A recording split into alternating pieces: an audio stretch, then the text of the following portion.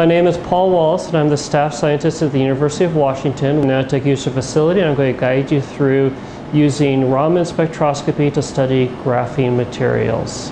Raman microscopy is not an imaging microscopy, but rather it's a spectroscopic measurement of molecular orbitals. So here at the user facility, we have elemental analysis with our EDAX system. We have crystalline analysis with our EDX system, or electron diffraction spectroscopy system. And then we have molecular spectroscopy here with the Raman microscope. If you have chemical subgroups, they have distinctive peaks in the Raman spectrum that we can study. In particular, I'm going to talk about the application to graphene. It's a relatively new material with some very, very interesting properties, and we're actually using the instrumentation here at the lab to build full-on transistors in graphene. Graphene is, of course, a carbon-containing material with sp2 hybridization in a slab.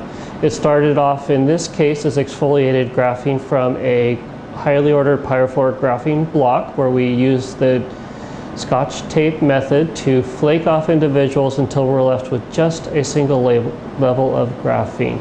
Using the Raman microscope, we're able to optically probe the material to see if it is truly graphene, two-layer graphene, or graphite.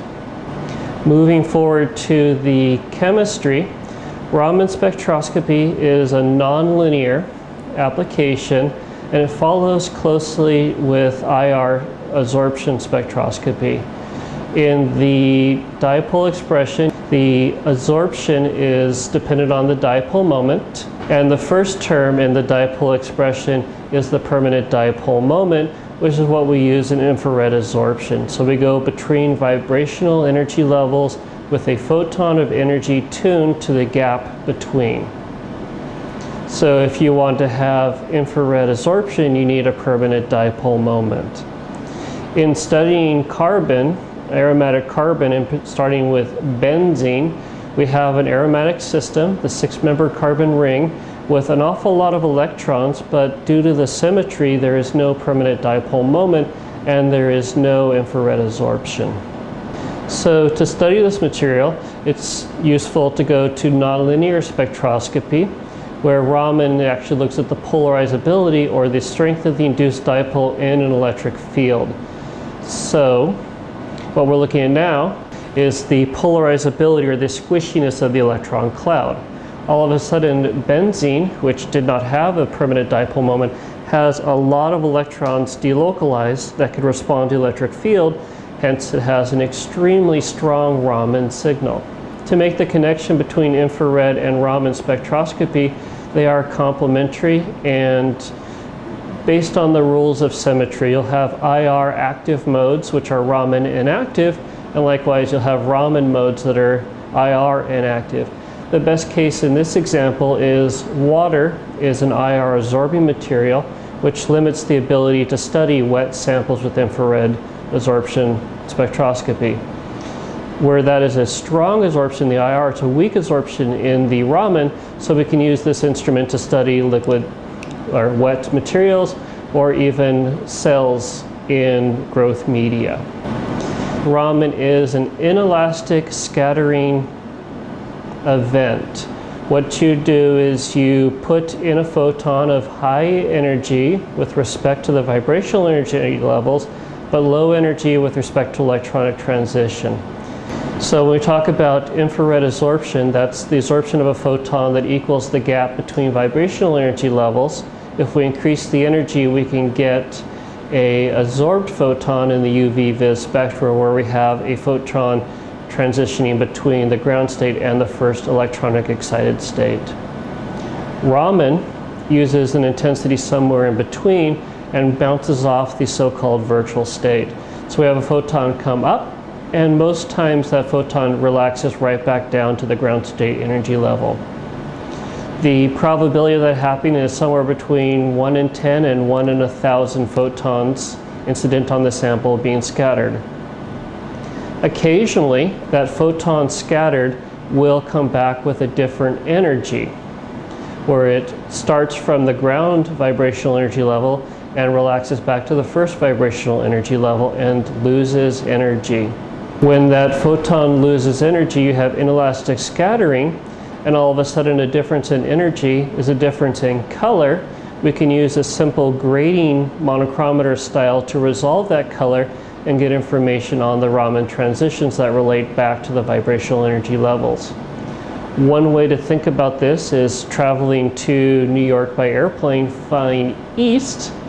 The other way to get to New York by airplane is to fly west, and then if you measure the difference between a round trip and stopping off at New York, the difference in mileage is the distance between.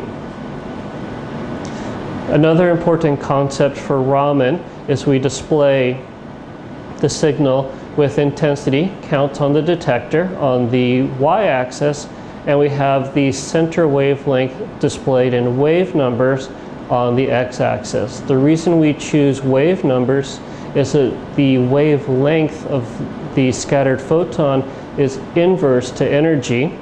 If we do the transformation, so we have the exciting photon in energy, the recovered photon in energy, and do the subtraction between the two, we end up with a unit of energy.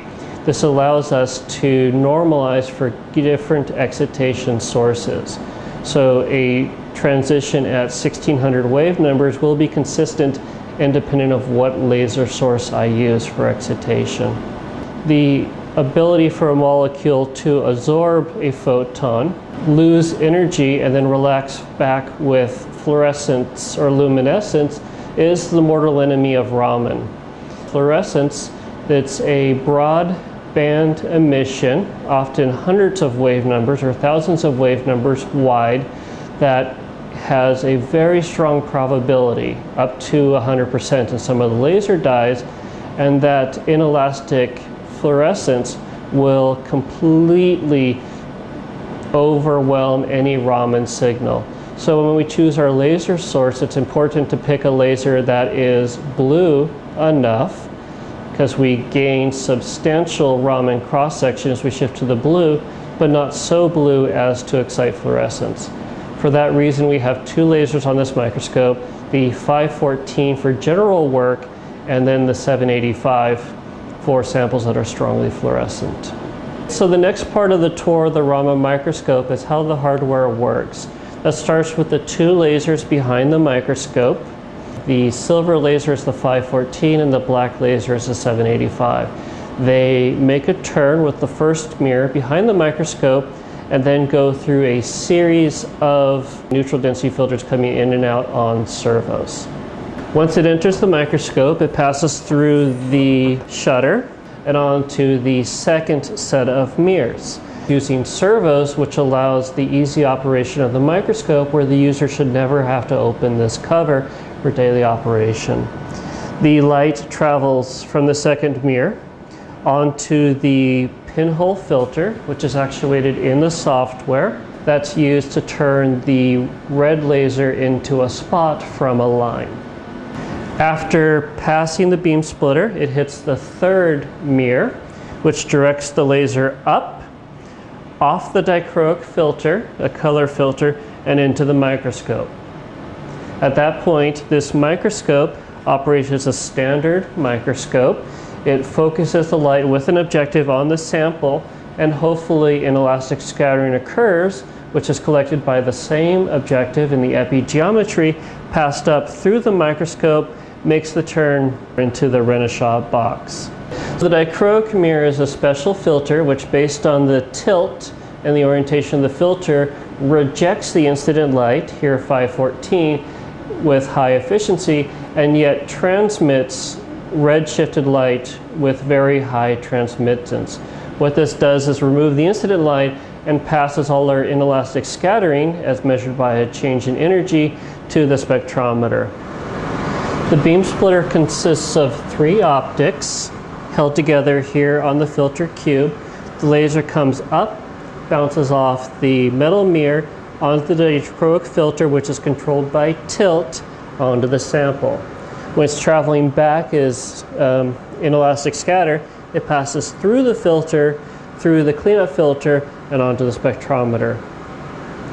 The position and angle of this filter is essential to tuning the transmission characteristics and the cutoff frequency of the Raman signal. The spectrometer consists of a lens that focuses onto the slit, and then we image the slit onto our grating and over to our camera. This is a very short monochromator at about 230 millimeters, which is very short compared with a standard meter or 2-meter spectrometer.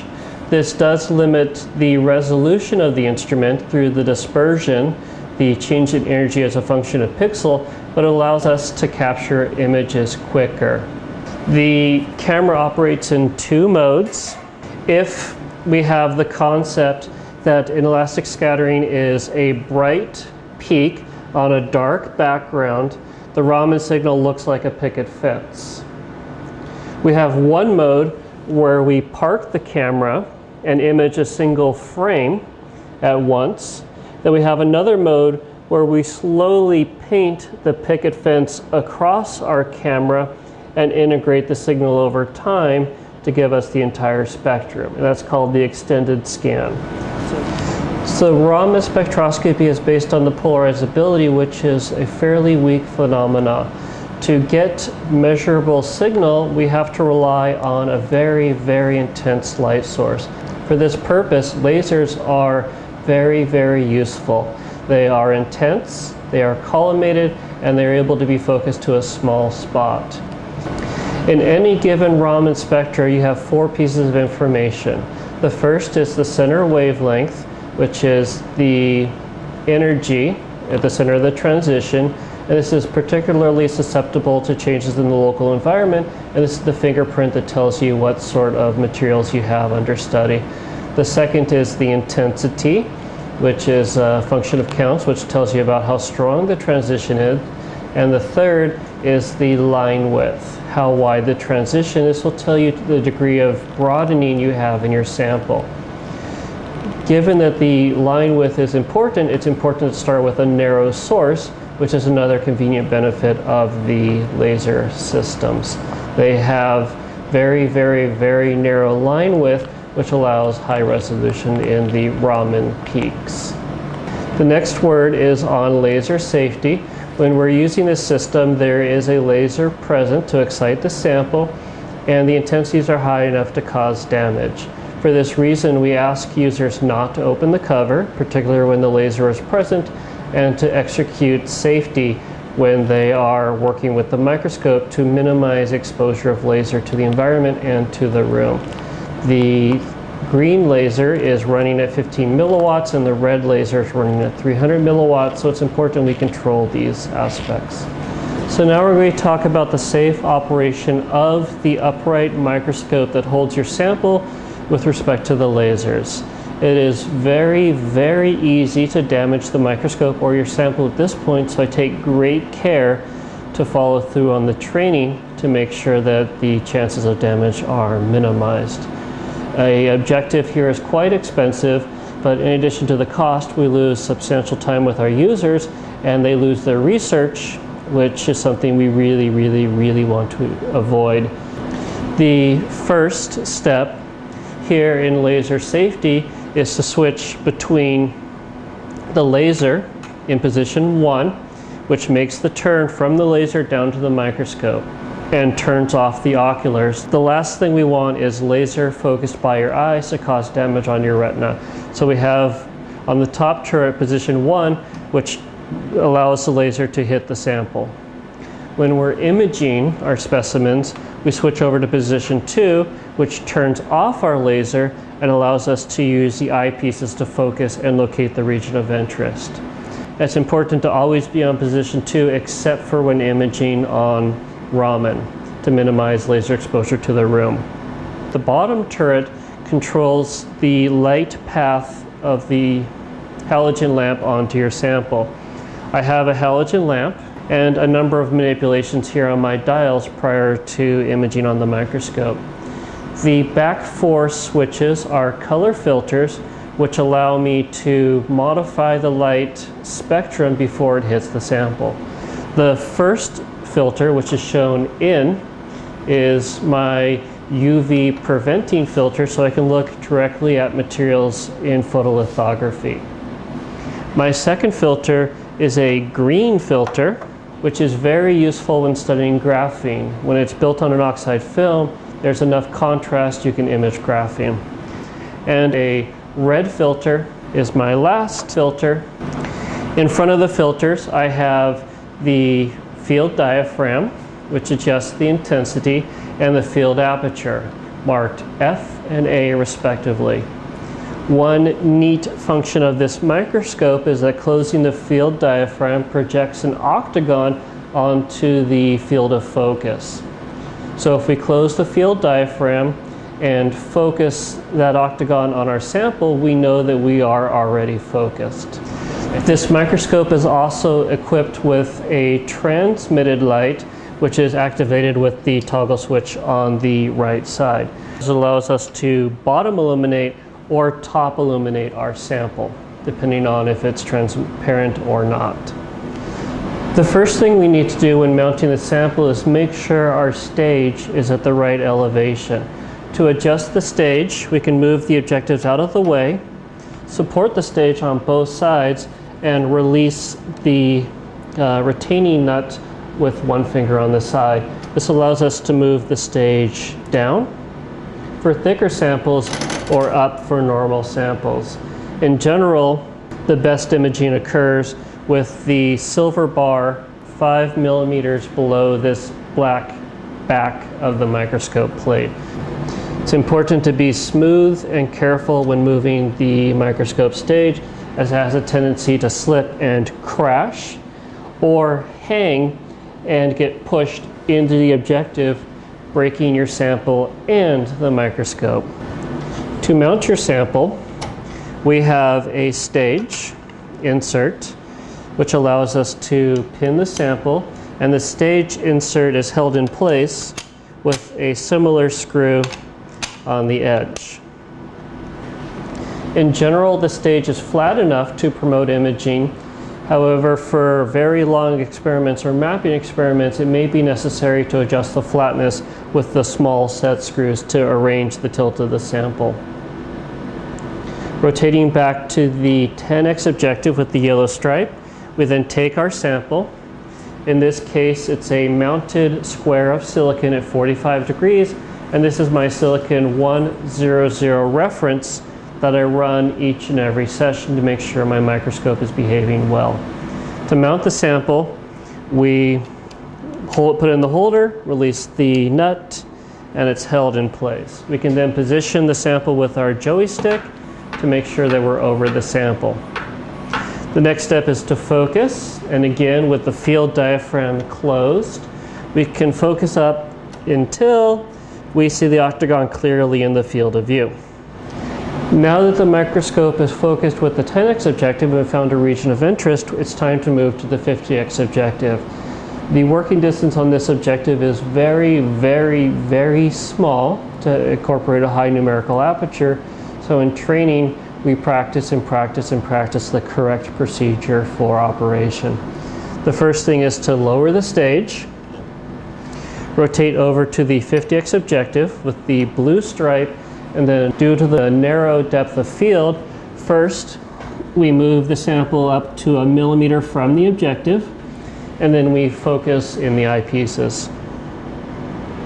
Like the 10x objective, when we're in focus, we should see these octagons snap into the field of view. If we're below, it becomes dark. As we focus up, the light becomes brighter, and then we snap into the field of view, and then it becomes dimmer again.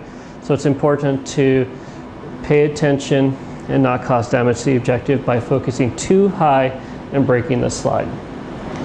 So finally, we get into the operation of the software now that the sample's mounted. To do this, we follow the procedure stepwise, and the first thing to do is to turn on the system, and the system should always be on. If it's not on, please contact staff. The next thing to do is to select our lasers, and we're going to use both today. The first laser, the 514, is turned on with the key, and then there's a pencil mark on the laser power. We want to approach the pencil mark in thirds. First, we bring it up 1/3 of the way. The next thing to do is to turn on the 785 laser. And there's simply a keyed switch to the laser, which we turn, and the laser beeps to indicate that it's powered. Next, we turn up the power on the laser to our final point. Next, we turn on the controller for the prior XY stage. When it's turned on, the green light will appear. And we turn on the microscope, which is the orange toggle switch on the left side.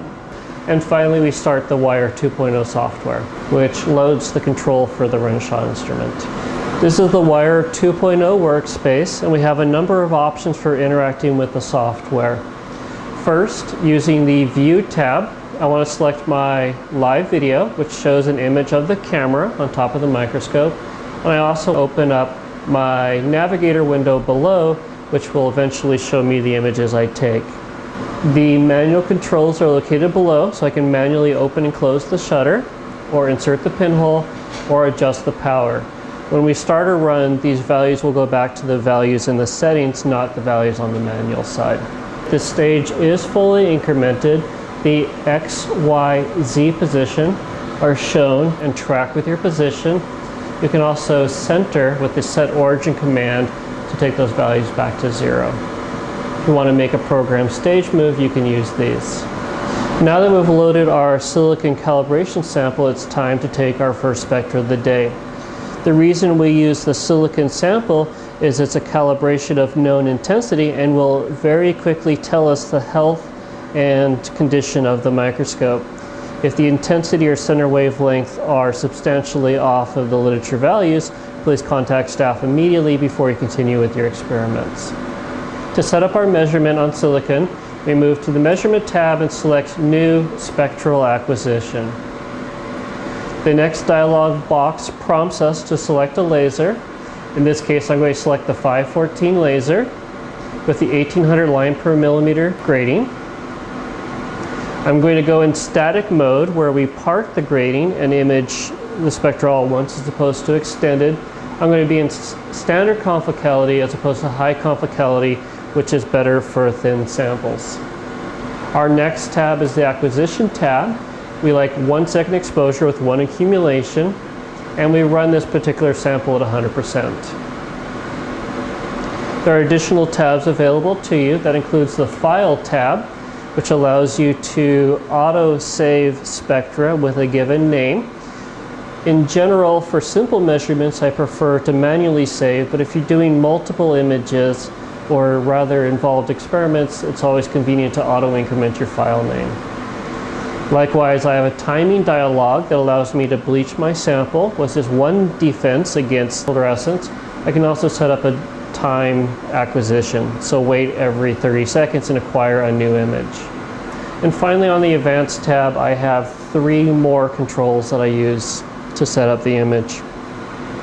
First is running the pinhole. In this case, I want to run the pinhole out. The next is to use the laser focus. If I'm burning the sample, I can defocus my laser to get the same intensity over a larger area. And when I'm doing an extended scan, I can also perform binning, which twins pixels on the camera to give you less signal, more noise at the expense of resolution. Whenever you're working with the software and you make a change, it's always good to click Apply. And finally, since we've configured, we can click OK. To start our scan, we have multiple options available to us. That includes using the Runtime menu, Measurement, Cycle, the shortcut Shift F5, or the button here on the toolbar. Before we switch over to the Raman collection mode, it's important to switch the laser, and that's position 1, 2. With the shutter open, we can see our laser on the screen. So we start our acquisition. Here, the shutter opens for 1 second, displays the result, opens again, displays the result. I can use the focus knob on the side of the microscope to go one way, which is substantially reduced signal, go the other way, which is also substantially reduced, and then come back to the focal point. It just so happens that the best focused is also the greatest intensity. We don't have to do this experiment every time. We can just simply go to the point of best focus. For this particular sample, the intensity should be on the order of 10,000 counts. I can either record this as is, or I can decrease the intensity on the laser to balance it out to 10,000 counts. Here, I'm going to reduce the intensity of the laser. If you go to the pencil mark, the counts are on the order of 25,000. Now that the intensity is in a reasonable range, we can go ahead and ask how the microscope is behaving today. To do that, we click cycle to stop, and then click the run button to capture a single run, which is displayed on the screen. To figure out the center wavelength, here about 520, and the intensity, here about 10,000, right click, navigate to tools, and use our curve fit. We want to enlarge the peak by drawing a box about the peak, clicking inside. We can enlarge it once more. And finally, once we have the peak, we want to do a normal click to put the initial curve fit. To fit the spectra, you want to right click and start fit. And we see that our center wavelength is 520.2. This compares favorably with the value of 520 to 521. If it's slightly off that value, go ahead and run the quick calibration as instructed in the routine. If it deviates substantially, please contact staff. The amplitude is approximately 10,000, which is my target value for the 514 laser. Now that we've captured the intensity for the 514 laser on the calibration sample, it's time to save, file, save file as, and we use the network share, which is the user folder. For new users, we create a folder, and inside that folder, we ask that you create another folder with two pieces of information. The first is the activity, and the second is the date. We use the date to determine if this is new data or old data when we're managing our archives. I give a file name. By tradition, this is the 514 silicon reference. And I should make the distinction at this point, the file nomenclature is entirely left up to the user. Please structure your files and record the data in your logbook as appropriate. So content with the file name, I then press save, and I've saved to the local share. Since we'll be using both lasers today, I want to check the calibration of the 785 laser. To switch the lasers, we simply go back to our measurement tab and set up so that we can modify the existing recipe as opposed to starting a new recipe. And we select the 785 laser with the edge filter and the 1200 line per millimeter grading for the 785. Whenever we make a change, we click apply. And before we start doing data collection, we know that with the pinhole out, we need to be at 10% laser power. So we click apply, and finally to start the measurement, we click OK. With the cover open, which is not the normal mode of operation, we can watch the changeover from the green laser, the 514, to the red laser. First, you'll see the filters move. They'll rotate over to the other beam splitter. Then our servos will initialize, and finally our grading will rotate to prepare us for the next run. Just like the 514 laser, where we focused on the sample for the highest intensity, we can do the same with the 785 laser, and the intensity in this configuration is between 13,000 and 14,000. Again, stop the cycle, single measurement, and save the file. By tradition, we call this our 785 silicon reference. The measurements here are in the navigator window. We can open up a single scan, open up the spectrum viewer, and we see the 785 spectra in red, and we see the 514 in black. They overlap nicely for this given scan. Now that we've looked at our reference for the day, it's time to move on to actual experiments. The sample I'd like to look at today is graphene, exfoliated graphene on silicon oxide on silicon, which is a standard preparation for the wafer. I'm looking for flakes of graphite, multiple layer graphene, and single layer graphene. The samples are blue in appearance given the thickness of the oxide on the gray silicon. To load the sample, we first lower the stage, move back to our 10x objective, and remove the calibration sample. We then mount a backer slide to the stage and carefully mount our first graphene sample. Now that we've mounted our sample with the 10x objective, we can see a lot of different features. We have graphite, which is characteristically gold. We have thin graphite, and perhaps we even have graphene in this image. The crosshairs indicate the position of the laser spot. Next, we zoom in with our 50x objective, lower the stage, rotate the objective, and refocus. And we can see that the spots indeed get larger. Within the navigator window, we have a lot of options. First, with the mouse, we need to confirm that the video properties are set for the 50x objective or the 100x, whichever objective is being used at the time. Apply OK, and that sets the scale bar. Now that the microscope knows what objective it's using, it knows how far to move, so if we click on a feature of interest, it will move the specimen to that particular location.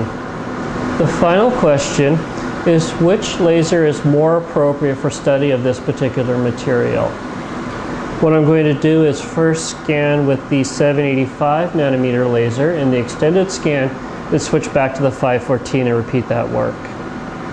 Always remember to switch back to position 1, 2. We see our laser spot and we can proceed. For this particular run, under setup, I want to set the extended scan and go all the way out to 4,000 wave numbers. By clicking apply, OK, and run, we start to see the process occur. Like the calibration, we're using 10% power, and you can see the progress located on the indicator bar down here. So now we see it scanning the screen. We should be able to determine if this is graphite, multiple layer graphene, or single layer graphene, given the characteristic peak structure. On the x-axis, we display the Raman shift in wave numbers, or energy from the incident beam. The incident beam in this case would be at 0. By moving out to 100 wave numbers from 0, we eliminate the contribution from the incident beam and are able to image everything to the red. Of note, there's some interesting peaks here. Some of them at 520 look exactly like the silicon sample, and that's because we are indeed on a silicon sample, and we have an oxide layer which shows up there, characteristic of the oxide. There's also one peak and two peaks hidden under here, under a large valley. Before we move on to peak assignments and determination what this material is, I want to show the effect of the 514 laser under the similar conditions. We want to go ahead and save the file, and this is our sample with the 785 nanometer laser. To move the beam over to the 514 laser, again under measurement, we set up, select the laser, select the filter, always apply. In this case, we want to run at 100% laser power for the 514 laser. Apply, and all of the other conditions are equal. Click OK and run. That sets off the cascade where we move the notch filters, we move the beam splitters, we move the servos. In this process, there are no knobs available to the users, so it's an unattended process. If we're having problems isolating the signal from the bulk, we have a number of ways to approach that. First is to move from the standard mode to the high confocality mode to remove out of focus fluorescence or scattering for very thin samples. It decreases the depth of field. We also can play with the exposure time and number of accumulations. Depending on the photon statistics of your given sample, some samples like to be exposed for longer, say 30 seconds a pixel, or have more accumulation, say 4. One thing we can see in this image is the 785 nanometer laser is a line laser to limit damage to your sample. As we saw with the camera, our graphene flake, however, is smaller than that spot.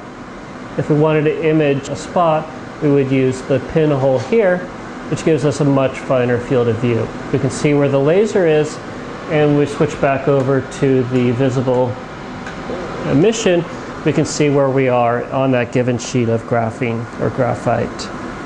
The general rule is to run the laser as high as possible, but avoiding damage. It is very possible to smoke a sample, which damages the objective because you get accumulation of soot. So I recommend running a laser power that does not damage your sample. If you're burning your sample, you'll see this twinkle as the laser spot moves, and that means you're more likely burning your sample. We switch back to visible, you'll often see a spot or a line.